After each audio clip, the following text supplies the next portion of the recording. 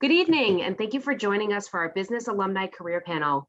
My name is Thea Serio, and I'm the Director of Career Planning and Internships. I'm joined by Jennifer Shatanian, Director of Alumni Relations, and by Dr. Shaw, Dean of the Dean R. Sanders 47 School of Business, Director of the Dean Leadership Institute, and Associate Professor of Business at Dean College. Dr. Shaw will be moderating today's panel. Dr. Shaw has been at Dean for 20 years and spent his career working in higher education.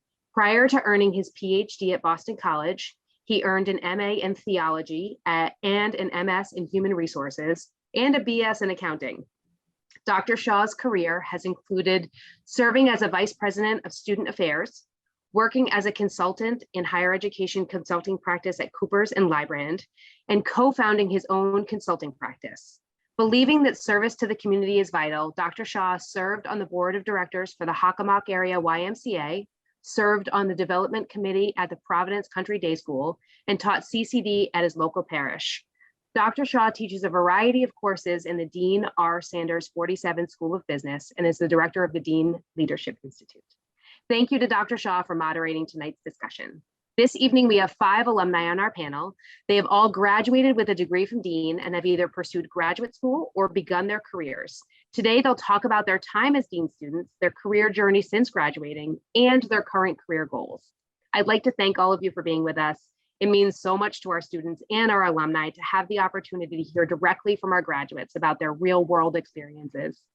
We're going to start by asking each of you to take a minute to introduce yourself, tell us about your time at Dean, what you studied, as well as your graduation year. Also, feel free to briefly share your career path since graduation, for example, your first position post-graduation, and if you've moved on from that position, let us know what you're doing now. I'm going to start with you, Camille. Hi, everyone. I graduated from Dean in 2017 with a with a bachelor's in business. My first job out of college was just a call center job for a cable company, Mediacom. Then I switched over to sports. Currently, I work for the Brooklyn Nets front office. I'm a Preeman hospitality coordinator under the global partnership team. My time at Dean was amazing. I spent 4 long years there. I enjoyed it. And yeah, that's it for now. Kat, you're up. Hi, everyone. I'm Catherine. I graduated in 2021 with a bachelor's degree in business management. And 2 weeks before graduation, I started my company full-time, which is a floral home and garden business. So it's garden design, floral design, garden maintenance. It's going super well. And yeah. That's still doing it. I'm still going. Thank you. Will. Hi, everyone. My name is Will O'Leary. I graduated from Dean in 2013 with my bachelor's degree in business with a concentration in sport management. My first job out of college was working at Ice Rink Events. I ran their outdoor rink at Foxwoods Casino and didn't really think I would be doing that for the rest of my career. So I ended up pursuing my master's degree at Merrimack College and started working in college athletics since. Currently, I'm the assistant athletic director for marketing and promotions at Mercyhurst University, and I oversee all of our external relations. And thank you for having me on today. Awesome. Christina. Hi, everyone. My name is Christina Joy. I graduated in 2016 with my bachelor's degree. I actually spent 3 very short years at Dean. I spent the entire year, every year, because I wanted to accelerate my degree. And I was able to do a bunch of internships, which was so fabulous. And I left Dean with my internship. That then turned into a management position at Tranquil Souls Yoga, which is right next door to the condos where I was so lucky and blessed to live during my time at Dean. And now I'm a transformation coach and motivational speaker. I teach about mindset and meditation, as well as fitness, nutrition, and lifestyle to help heal the body, mind, and soul. Great, thank you. Jeff. Yeah, so my name is Jeffrey Vendetti. I was a business admin bachelor degree major. I graduated in 2015. There, I went to Bryant University for my MBA. I did my concentration in business analytics, and I got my SAS certification.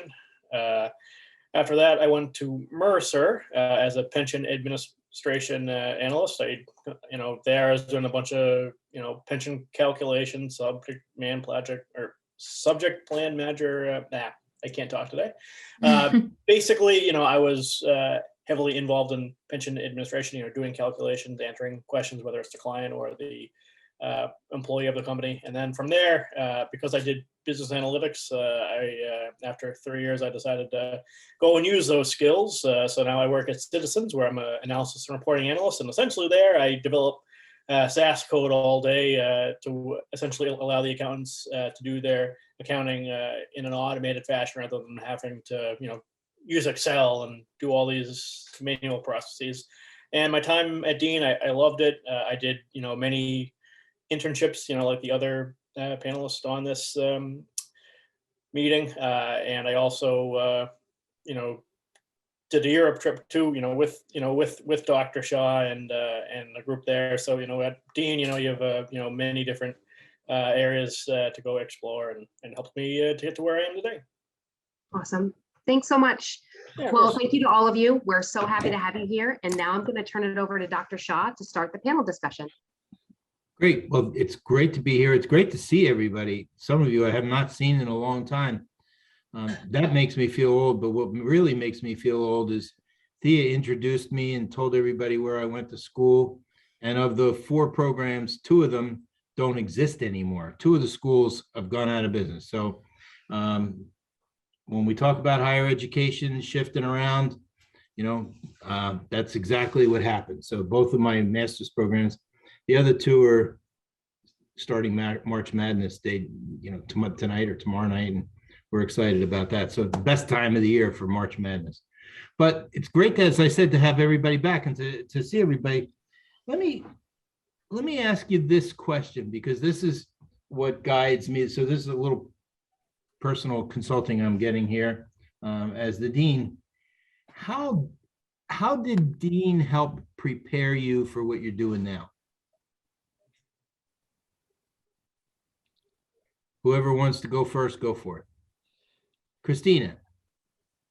Dean literally set me up for the craziest success. I cannot even begin to explain the fact that I apply basically everything that I've learned, especially in our business classes, as far as marketing goes and management and networking, from the beautiful sales accelerated course that we were able to do with EMC. That was huge for me, being able to create relationships and show up as the person who has everything that I want in each moment and continue to manifest everything that I want through the practices of understanding what's actually going on in the background of every business and being able to manage money and manage people from literally every aspect that you guys give us, and being able to create business plans through the practices that you taught. I was able to create 2 different business plans at my time at Dean, and my business that I run now runs parallel to both of those. So I feel so grateful to have been able to have that practice playground to be able to really then step into my real life and create a business that's more abundant than I could have ever dreamed of. Well, that's great. Thanks. To hear us referred to as the playground. We're right across from the Children's Center. So I look out at the playground every day. So I like that idea, though, because you can do that in the safety of, if something fails, it's not going to kill you, so you're here and you're able to do that. How about somebody else? I'll chime in. Okay. I think the biggest thing that Dean has prepared me for is the emphasis that we have on networking. I feel as though it doesn't matter, like when you come out of college, everyone's starting at 0. We all have a bachelor's degree. Like, what do you know how to network? Do you know how to put yourself out there? Do you know how to step in front of an executive and say, this is why you should hire me because X, Y, and Z? I remember the first networking event I went to. I don't remember who I spoke to, but she was she was the person who was moderating like my network, that networking event. And the first thing she said was, like, listen, like if this was today, I would have never hired you. Like, you're too timid. Like, you're not talking about your resume. You're saying this is what you have. you're not really, you're just throwing your resume to me and not explaining why I should hire you. And I think I went to about 4 networking events at my time at Dean. And by the 4th one, I knew I was that person. So like, you know what I mean? So I feel like that's the biggest thing, because like I said, everyone has a bachelor's degree, everyone has that education. Even if you get a master's degree, what sets you apart? And the biggest thing I've learned in my career in sports is your connections. Absolutely. It's all about who you know. It's how you can connect to people. And I know the way I was raised, if you talked positively about yourself, you were egotistical, but you got to get out there and you got to do it, and you got to make sure it happens. So super. That's great. We still have the networking events. It's been a little harder, your networking events, you got to meet people in person and actually do a handshake and stuff. But for the students, the last couple of years, it's all been like this. Everybody's in a black box, and what do you do and how do you do that? So a little more difficult, I think, but it's still super important. And trying to teach the students that their first network is like you guys. It's all the people they're sitting next to in class and stuff. So great, thanks. That's super. Who else wants to? I'd love Yeah, to. like I mean, I would say the same exact thing. It's kind of a combination of what Camille and Christina said, where Dean really taught me just every discipline of business. It's not just that's why I did business administration when I was at Dean. I learned marketing, I learned accounting, I learned HR, I learned finance. Just every which way. And ultimately, you never, no one ends up doing every little thing, but, it helped me find, what I really enjoyed doing, what I was good at, what I was not so good at. I did internships, whether it was marketing, administration, to entrepreneurship, with Sodexo, and, writing a business plan and everything, and it just, it just allowed me to not just learn different disciplines and learn what I was good or not good at, and what I could improve with. But it's like it's great networking as well. Going to the networking events, doing internships, and getting actual professional experience, and developing your professional network, and it just it's built. It was a great foundation that helped build me up to where I am now. So that's, I would say, what Dean has helped me, is it really gave me the foundation to help me build up to where I am now.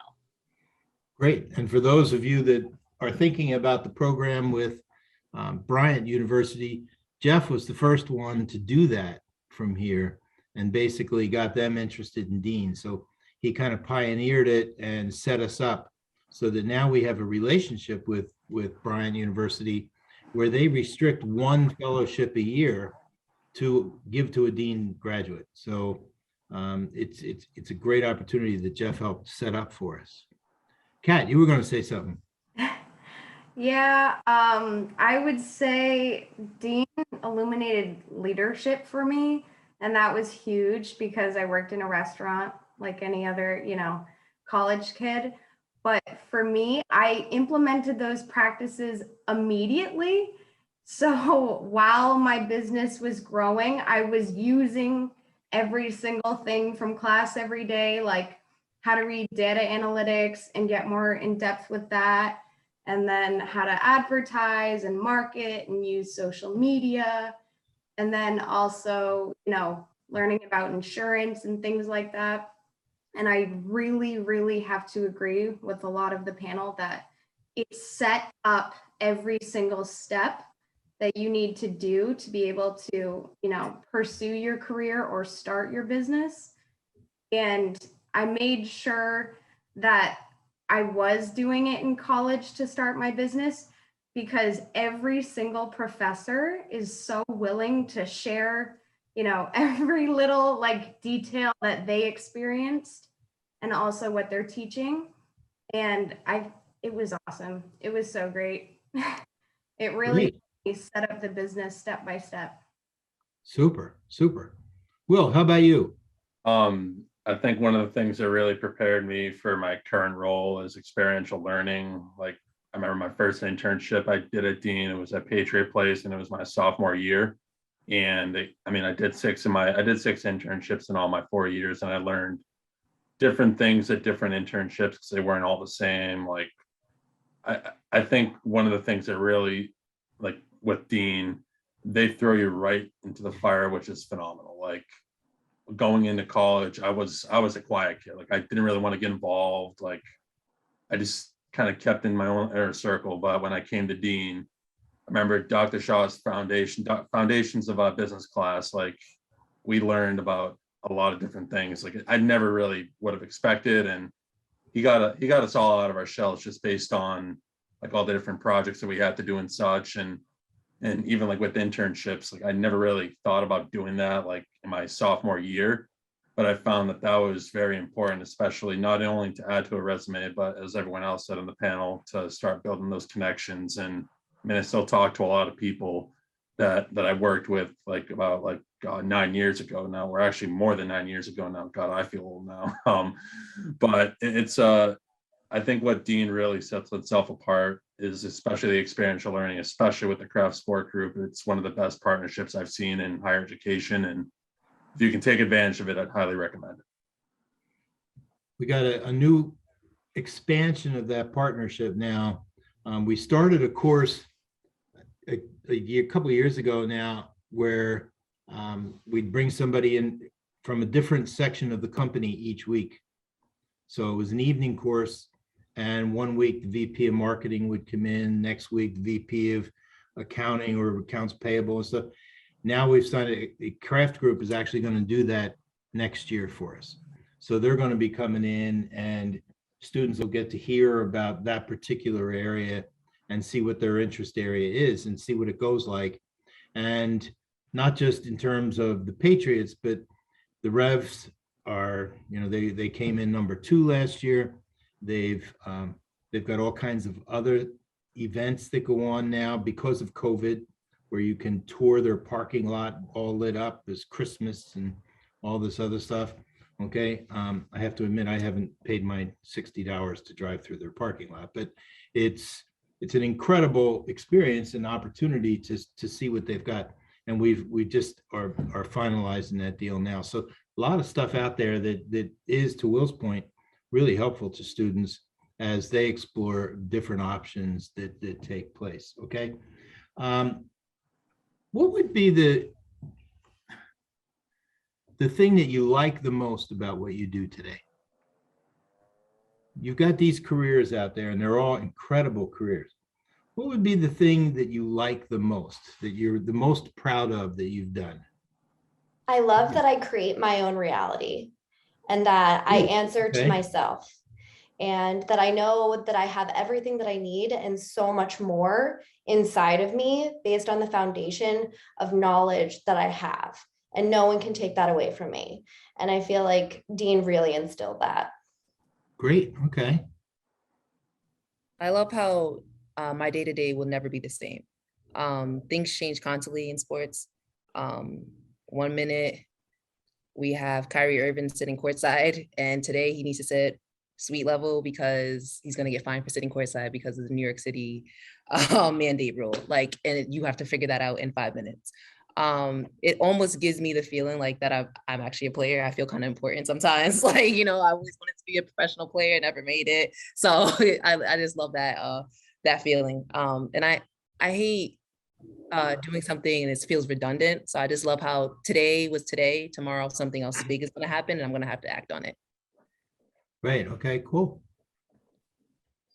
I would say for me, the favorite thing that I love about my profession is that, so, for me, and, Dr. Shaw would know this, as I'm a guitar player. So, with business, there's a lot of different ways, to use the same type of creativity. And for me, that's why I really loved, the business analytics side of things and the coding, because, you could, get a work assignment and the report has to come out, the same way. But if you ask 5 different code developers, how to code for it, they're going to give you 5 different ways. And, for me, Dean allowed me to, move on to Brian and, learn all the data analytics and the coding and stuff. And that's what I love about coding is that, sure, you're using, data and analytics and all these numbers, but the coding allows you to use your creative side as well. And that's what I would say I love most about my job is, it's business, it's numbers, it's statistics and all this stuff. But, at the end of the day, I still get to be, creative. So, there's many different ways to, to use the creative side of your brain as well as, the business side of your brain too. So. Cool. I should have had you in class this morning. We were talking about left brain and right brain thinking. Good. Yeah. I would have to say, I mean, to dumb it down, I get to, draw pretty pictures and like color all day, but my favorite part about my career is probably being able to customize someone else's space, like a sacred space, like their property, that's your sacred space. And I get to basically just, have at it and throw full creativity and really make it something special. And same with, floral designing people's weddings. It's so important because, you have a little wiggle room, but this is what they want and this is like what they don't want. But it's honestly, it's the best thing I ever could have done. The designing is so much fun. I love working outside, hard labor. Like it's the best of all worlds. It's so great. So great. Yeah. Will, how about you?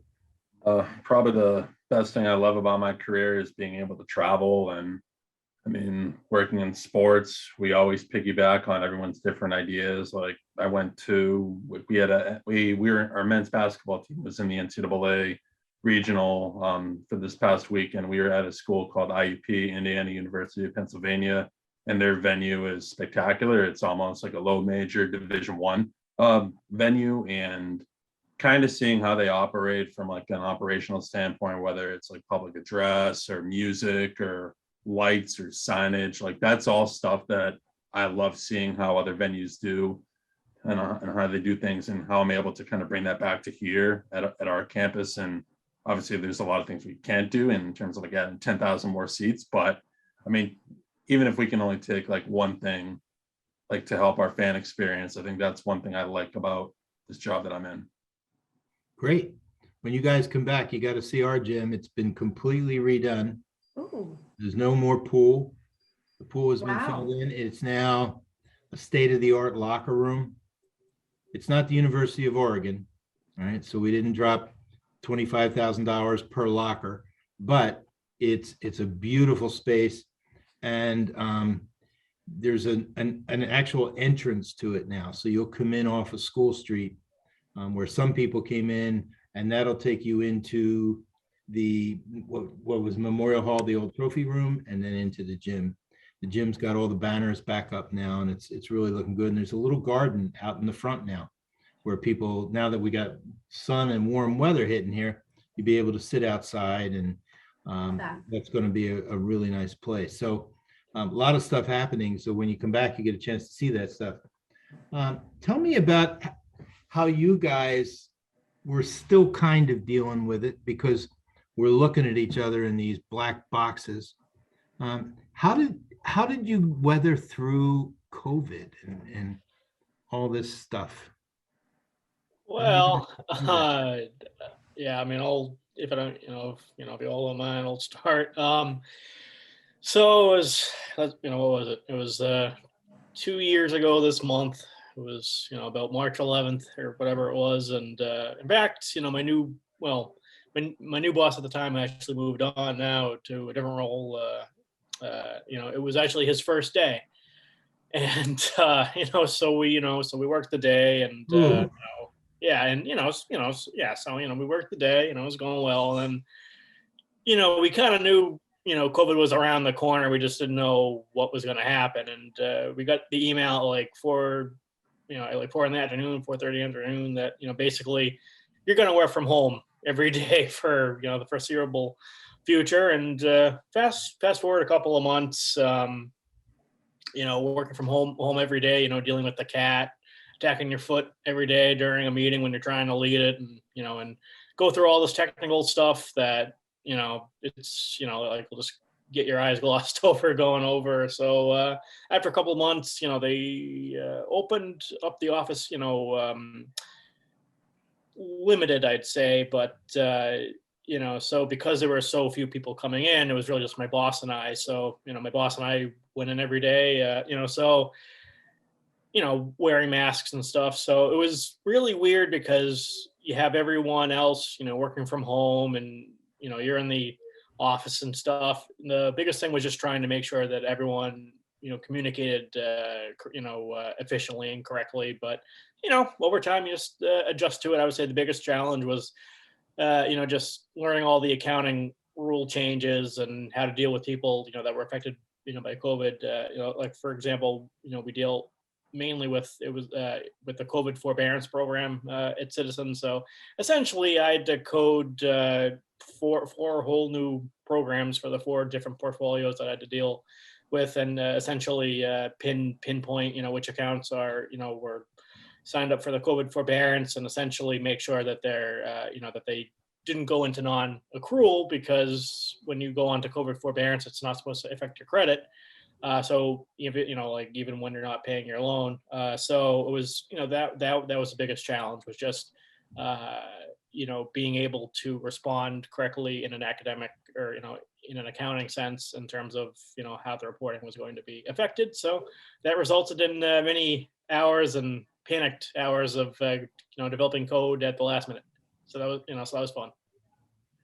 Good. Okay, cool. Yeah. The adjusting was there. Oh yeah. I feel like for me, 2 years ago this time, I was working for the NBA league office in the facilities department. And facilities is basically making sure that the employees are happy.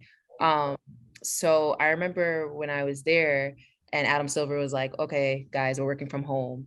The biggest challenge for me during COVID was, how do we make the employees feel happy still coming to work on Zoom?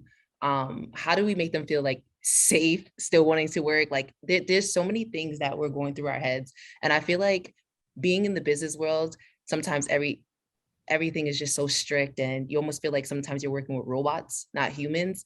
And COVID really made you feel like I'm actually working with humans now, we're working together. So I feel like the biggest challenge for me was just to find out different online ways to have people just feel happy, whether it was online happy hours, or different, like, introduce yourself this way so the company knows you. We learned so much about each other during that COVID time. I don't really know if it was a challenge or it just was just an eye-opener for us. But I think I feel terrible saying this, but so many people lost their lives. But I think COVID kind of like brought even the sports world, like or the business that I'm in, we're all like so much more appreciative of each other. It doesn't feel like a typical law firm, essentially. Like we all just, we're in this together. So I feel as though that was just an eye-opening thing for all of us to learn. Plus you guys, along with Will, you went to no fans, right? No fans. The players were miserable. We had to figure out how to help the players out too. And quite frankly, like even employees like me, like I got tired of I'm tired of Zooms. Like I'm so excited to be in the office now, like hugging each other, like being in like a conference room. Like part of sports is like you're working together, and like we're working together, but we're behind a screen. It doesn't feel right. Like, you know what I mean? So like, and there's so many so many different team things that we do now, I think more than ever, because of COVID. And for that part, I'm grateful for it. But the rest, it was just terrible. Yeah. Yep. Yeah. 2 years to this week, we were bringing people back from the Disney trip, where we had the Disney course, had to leave Disney early. We were bringing people back from the baseball and softball trips down in South Carolina, had to bring them back early, all because everything was shutting down. So we look back 2 years to this week, the 13th really was the day, and it was all craziness broke out. It was really nuts. But then you look, and the week before spring break, so 2 weeks ago, we had the first volleyball game on camp, men's volleyball game on campus, open to all fans, no masks. You would have thought that we were giving away $1 million to everybody that showed up. It was pandemonium. I mean, it was crazy. 45 minutes after the game we got killed. 45 minutes after the game, people were still in the gym. They wouldn't leave. And we're looking and saying, you got to go home. And they're saying, what? I said, you got to go home because we want to go home. You got to get out of here. But it was just, to Camille's point, it's the chance to get together again with people and just to be able to be fans or just to be friends and hang out. I mean, it was a great experience. But those 2 years were certainly different. Kat, what was it like for your business? So it was half and half. You know, we recognized that we didn't get hit the hardest because when everyone came back, you know, and started working at home, they started looking at their yards. So our business actually had a 300% increase last season specifically and moving forward in clients because, you know, people who have been working in Boston and, you know, live closer to where I do on the North Shore, they're working all the time. They're not home. So it was really nice at that point. But we also are still experiencing a flower shortage nationwide, not just in the US, from where we're sourcing flowers and everything like that. So that has also skyrocketed all of the flower prices. So weddings are a bit more expensive now for flowers. So we kind of had to figure out, you know, how to weave and how to be able to still offer something that was affordable, but also, you know, hold the same value. So we ended up deciding to every season grow at least 75% of our flowers organically, you know, big piece of property, which has helped a lot and still offer the same value for the weddings. Even though our events got cut completely the first year. The second year, you know, we had a couple weddings. This year we're picking back up again, which is really nice, but the flower shortage is still in effect and it probably will be for the next couple of years until they catch up. So we took it half and half. We knew it wasn't just affecting us, it was affecting the whole world. You know, we're not going to sit and get upset about it. We're going to, okay, what's the next step? How are we going to work with it instead of against it? Really make it flow, you know, manifest your situation at that point. So it was 50-50, but we're doing good now. So it's okay. But through the 50%, you were using organic fertilizer, right? We are 100% organic. And that organic fertilizer was helping organic everything. Yeah, see that the company that makes that organic fertilizer is the Dean R. Sanders company down in New Jersey, and that's us. So that's the name we carry now for the School of Business. That's awesome. Christina, how did they, in the mindfulness and coaching business, how did COVID hit you bad? It was incredible. It was absolutely insane. My business is completely online. And so everyone was stuck at home and the gyms closed. And here I am, you're stressed, you have anxiety, all of these things are going on and people are searching for someone to have an answer. And the only reason that I have the answers that I have was because I was dealing with all of those things at a very young age, and being able to show up for myself and heal myself through the practices of yoga and meditation and mindfulness, as well as nutrition and healing my physical body, as well as healing my mind through meditative practices and journaling. I was able to really collect a lot of data about who I am and what it means to be a human and how we can show up in the world. And so everybody is stuck at home and they're sitting with their thoughts and they're like, oh my gosh, my thoughts are crazy. And I'm making videos like, listen, you are not your thoughts. You are stronger than your conditioning. You have to change your story and you can change your life. And my impact has just completely skyrocketed because this is exactly what the world needs. And for us to all be able to be at home during this time, everybody got to really kind of like unplug. And we all know everything works better when you unplug it. So you unplug the thing, you turn it off, and you take a moment and you recalibrate your energy, and then you can show up powerfully in the world. And so I started training my clients, and something that I'd like to share that I think is very powerful, especially for business management majors, is no matter what you want to do, you have to pre-pave it in your mind first. You have to start showing up as the person who has what you want before you can have it. So I literally started running around saying, I am an online fitness coach. I am an online fitness coach before I had one client. And the next thing I knew, I had hundreds of clients, because you have to speak and you have to allow all of the things that you want to come to you. And so through that process, we got everybody really excited online together. We have a beautiful group where we do journal prompts, and my entire course is online. And so everybody got to know each other. And then when the pandemic calmed down, I actually had my first retreat. So in addition to coaching people to heal their bodies and minds, I now have those same clients from all over the country come and experience in-person retreats where we can connect on a deep soul level.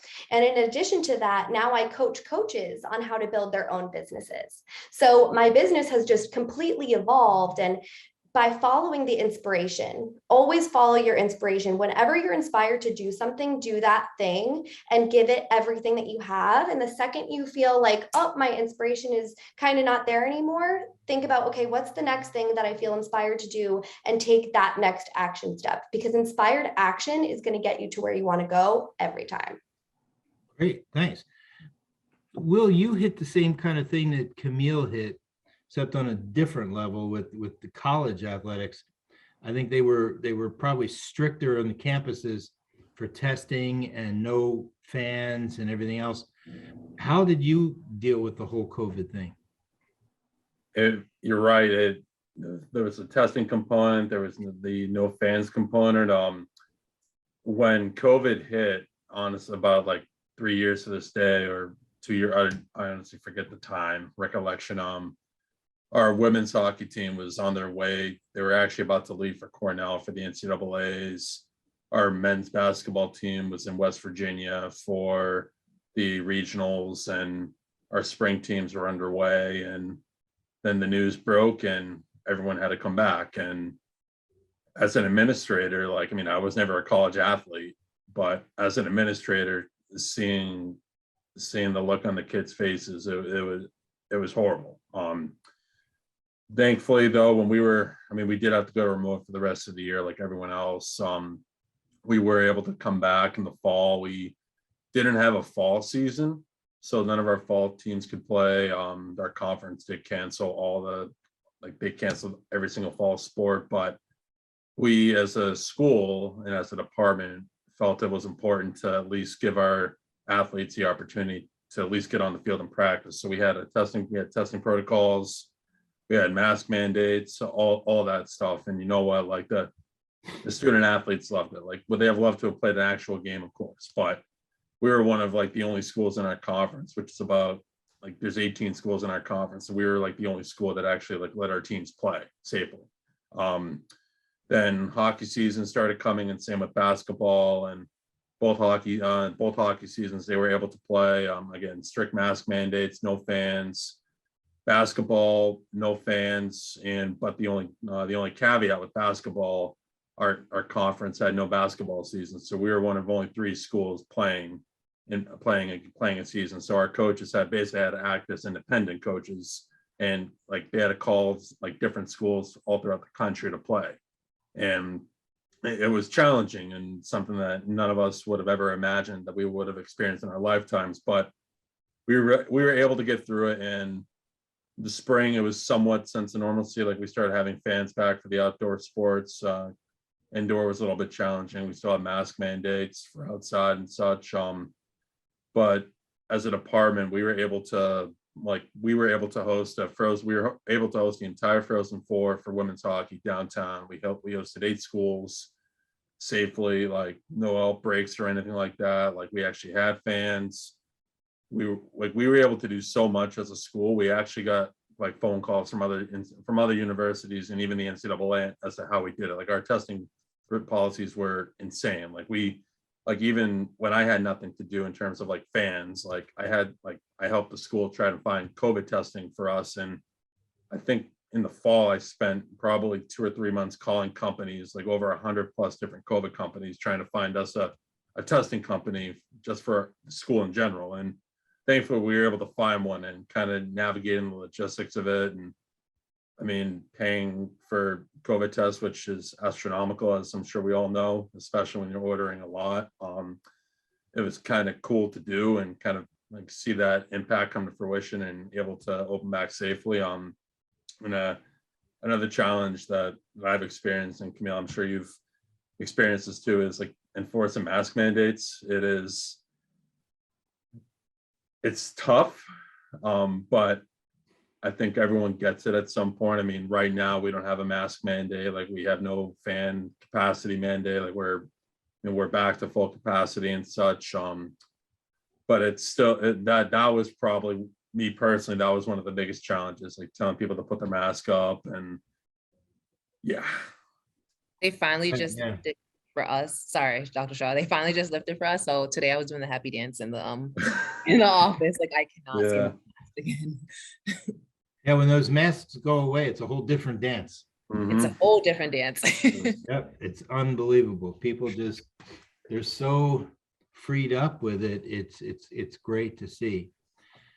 One of the things we try and stress to students is that you have to keep up with trends, news, and your profession. How do you go about doing that? We've got 5 distinctly different professions here. How do you do that? How do you Well, keep up and stay in sure. the dance? Jeff. Well, for me, a second, I just had a pop up and I'm just gonna get rid of it. Anyway, with analytics, there's so many different tools. For me, I'm certified in SAS. So that's SAS applications and SAS code. There's different types of coding. Obviously, Python, R, and then there's more simple stuff. Like in Excel. Learning all the Excel commands, and then there's data visualization. Like for example, the company that my wife works at. They have MathWorks. They have their own different applications, their own different SAS coding, and then the one that I used mostly in grad school was Tableau. So producing charts and graphs, and you can even use interactive maps and everything, and create dashboards. So there's tons of different disciplines, tons of different tools. I would say it's real, but the good thing is that with analytics is there's tons of free online courses for example, you could go on and on Tableau and do some basic courses if you wanted to learn it. Just because you haven't had the job experience with different disciplines, with different coding languages or different applications, it doesn't mean that there's not resources out there, and there are tons of resources out there to learn whatever you want. The world is your oyster. It's really up to you, just as it is, just as it's up to you, to build your network, to get internships and all this stuff. It's the same way, it's, whether it's learning new skills in your profession, it's really up to you. It's whatever you want to learn. And there's, multiple ways to go about it. I mean, I've even, there's even countless times, when I'm trying to code for something that's challenging and and something that I've never really seen. So, I've gone to Google countless times, to look up, different ways to code, something that's different. So, it's, there's just a plethora of different ways, with data analytics, to stay current and to learn new skills. Great. You never think of some of those things about coding and things. Cool. Yeah. Anybody else? How do I you think. keep, Oh, Camille, how do sorry, you Dr. Shaw. keep current in professional sports? The first thing is just be a sponge. Like you literally just have to learn anything that you don't know, ask questions and try to learn ground up. Like when I first got into sports industry, I got a gig with MLB as a receptionist. Like you would just think it's answering phones. It's actually more than that. Like it's learning how to book different conference rooms for 5 different executives assistants at one time and learning how to move those pieces together, kicking someone out of one conference room in a nice way to tell them, listen, like you're really not that important. I have this person that needs to use the conference room, but in a professional way, right? Because the executive is not going to do that. They're going to give you to do that for them. So I feel like I've learned from when I started in sports as a receptionist all the way now to a coordinator with the team. I feel like I've learned so many like different tasks, different like things. Something I don't know if you guys still offer that at Dean. I remember Dr. Shore, you actually were saying, take this Excel badge course, like after you'll get the badge. And I was like, no, I didn't need it. Anyone that's listening to this, please take it because right now They still offer it. Yeah, thank I you. took it. Right now, I'm like in a course right now trying to learn it because I got into this position. They're like, Camille, do this pivot table. And I'm like, what? Like, I don't know how to do that. So I had to learn how to do that. I'm like, honestly, Dr. Shaw, like you came to mind, I was like, I should have took that class. Like, I just feel as though like anything, just try to be a sponge. Like you just need to learn like different things, like especially in sports, like there's so many different pieces that bring everything together, that whether it's ticketing, whether it's global partnerships, whether it's whatever, you should know at least a little bit of what each department does, because it makes you more round, like worldly, I guess, or more, what's the word I'm trying to use right now, more well balanced. That's it. Yeah, well balanced, and makes you valuable too. You don't just want to know your task only. You want to learn different things. And sometimes with sports, especially, like you're able to create your own processes, or hey, I think this looks better. It's entertainment, so I think this looks better, and you can present it to someone else and you're able to be a part of something big. So just be a sponge, try to learn and come up with ideas or think of anything, and don't be afraid. That's it. Anybody else? Because I got one last question and then I think we'll wrap it up for the night. We got a time limit on this. Let me ask the last question. For each of you, what would be the advice you would give to college students, or especially today's what, Wednesday? Friday is 50 days till graduation for the seniors. What would be the advice that you would share with people getting ready to graduate? Think about that, because or what do you wish somebody told you before you graduated, or that you want to share with somebody? Anything that you can desire, you can acquire without question. Absolutely anything that you want, you can have. We live in a vibrational universe, which means that if you're vibrating at the frequency of the thing that you want, all of the things that you need will come to you without exception. All of the cooperative components get magnetized to you. You have to stay in the receptive mode, which means stay open to receiving information. Keep your mind open, keep your eyes open. Trust that every single step that you take is adding up. Whenever you take a step backwards, honor your contractions, because your expansions get bigger and bigger when you do that. When you understand that the only way that you won't get there is if you stop, you keep going. Anything that happens, any circumstance that presents itself that makes you think that you won't be able to get to where you want to go, think to yourself, what would the future version of myself say to me now? Because you are your own best teacher and you have everything that you need inside of you. Yeah, I mean, Great. yeah, like, it definitely takes, that level of perseverance. Anytime you have, a job, opportunity that doesn't work out, just keep pushing on. It just wasn't meant to be. I mean, so I would say, make, so if someone was going to graduate in 50 days, I would say, utilize, the career service at Dean. They did a great job. Use your use your counselor, grow your network, go to career fairs. It's really up to you. You have to, it's your career, you have to drive it, as much, so for all the different tools and, ways, Dean helps you. It actually has to be the student, that goes out and explores, themselves. It's just like the saying, you can lead a horse to water, but you can't make them drink it. You have to put in, the time and effort. And again, as Christina was saying, you have to have, a very positive, outlook and a very positive way to look at it. When you have a situation, where, it was like, say if it was a job, you really wanted, or an opportunity that you really wanted and it doesn't work out, just realize it just was not meant to be. And there's millions of other jobs out there. It's, you'll end up, where you belong, and, and eventually, you'll, if you're not where you want to be, everything is a step, everything is a stepping stone too. And it's kind of, it's kind of corny, but it's kind of like a John Lennon quote that I really love, where, where he said, in the end, no, it'll all be okay. And if it's not okay, then just know it's not the end yet. Great. Great quote. Thanks.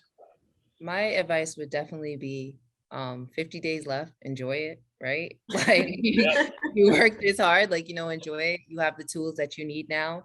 I think I wish someone told me this. You don't have to have it figured out on May 7th, right? It's okay. Just know the path that you want to get on. Get ready to put in the work though. You do have to put in some work, network, and you'll be where you want to be. Like, I knew I wanted to be in sports. Did I know where I wanted to be in sports? No, I knew I couldn't play, but I knew I wanted to be in sports. But it kind of just worked out. But you just have to put in the work, enjoy the ride now, network, and you'll be exactly where you need to be. Now, Camille, speaking of networking, is there any possible way that I could play for the Nets? No, but you can come watch the game. You can come watch the game though for free. There you go. See, networking can get you seats. Yes. Well, Yeah, how thank you. about you and Will? What would your advice be to people getting ready to graduate? And then I see somebody else just joined us, so we'll have to say hello to our guests too. I think obviously 50 days from graduation, as Camille said, you don't have to know what your plans are or anything. I'd strongly suggest don't be afraid to try new things, whether it's moving, and if you're really tied down to a place, awesome. But if you're open to move anywhere in the country or even the world, depending on your situation, I'd highly recommend it, because the world's a big place. And don't be afraid to work your tail off. Like, the harder you work, it's going to be recognized, and that's going to open up a lot of opportunities for you going forward. Great. That's a great piece too. Thanks. Kat, you want to be the last one with the advice here? Yeah, my advice is a little different. The first one would be, it's okay to cry. No one said that to me. I've cried a million times starting the business, before graduation. Like, take a minute, let the emotions hit you, and then move on. And, kind of the same as everyone else, push 110%. There's millions and millions of college students and, all types of different jobs. But if one little job, gets you in the direction that you want to go, then just do it 110%, because you can only go up. And even if that job doesn't work out, there's a connection to another one, and, you just got to push. Fantastic. Put all that advice from the five of you together, and we got an incredible gift to give to the graduates. Absolutely incredible. I want to thank everybody. It's been great seeing you. This has just been super. So let me introduce our guest here who just joined us, Dr. Rooney. Dr. Rooney, welcome. Ladies, Been a long time. I just came in from watching the women's. I'm still watching them, but it was freezing out there. The women's lacrosse team is 16-12, almost beating Elms. But let me tell you, this is a huge improvement from where they were a year ago. So the fact that they're on the board at that rate is awesome. But it was warm when we started, and then as soon as the sun shifted, it got very cold. but they're doing great. So it's good to see all of you, and thanks for doing this. It's a blast. Yeah. Thank you for having us. Yeah. Absolutely. Well, thank you, Dr. Shaw. Thank you to all of our panelists. Thank you, Dr. Rooney, for coming in to say hello. And we are so incredibly grateful for your participation and time today. Such words of wisdom for our alumni and students. And we are so happy to offer these programs. And we really appreciate all of our panelists' insight. Personally, it was so wonderful connecting with all the panelists ahead of time, and just wonderful to meet you virtually. And I look forward to also meeting you in person. Thank you all for joining us with this program this evening. And if you would like to connect with a panelist, please feel free to reach out to me at alumni@dean.edu, and I'd be happy to connect you. I know that a lot of times after these panels, we do have folks that have additional questions and they would like to maybe reach out for some advice. So we appreciate that. And we hope that you have a wonderful evening, and we look forward to seeing you all soon. Thanks so much.